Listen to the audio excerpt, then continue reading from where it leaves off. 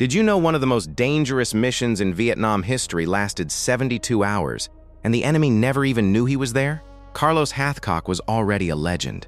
Over 93 confirmed kills, a white feather tucked in his hat that the North Vietnamese put a bounty on, but nothing compared to this. In 1969, Hathcock was ordered to eliminate a North Vietnamese general. The man was deep inside enemy territory, heavily guarded, unreachable by any normal means.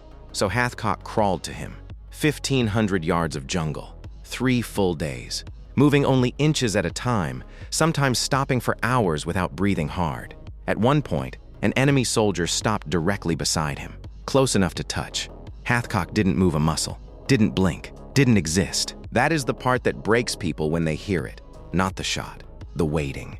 72 hours of controlling every thought, every breath, every instinct that screamed at him to run. He made the shot.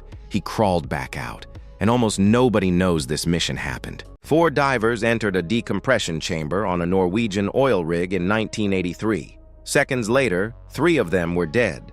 The 4th was found over 50 feet away from the chamber itself. The Byford Dolphin was a semi-submersible drilling rig operating in the North Sea. Saturation diving was routine work there.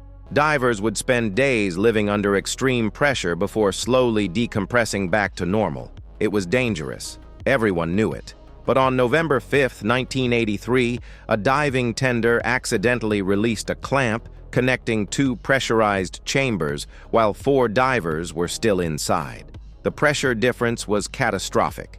At the moment of failure, the men inside were exposed to an instantaneous drop from 9 atmospheres to 1. The human body cannot survive that, not even close. The forensic reports that followed were so extreme that investigators struggled to document what they were seeing. The physics of what happened were almost impossible to believe.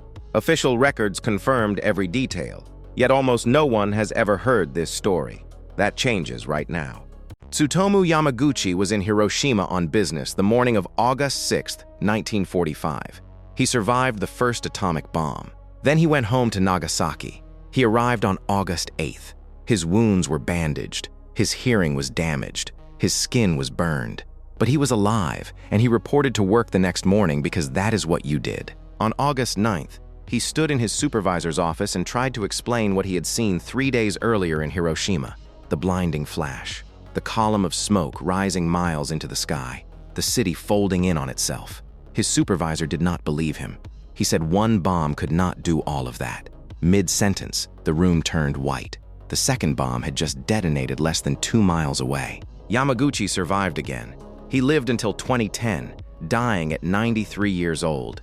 He spent decades speaking publicly about what he witnessed, hoping it would never happen to anyone else. He was the only person Japan ever officially recognized as a survivor of both blasts, both of them.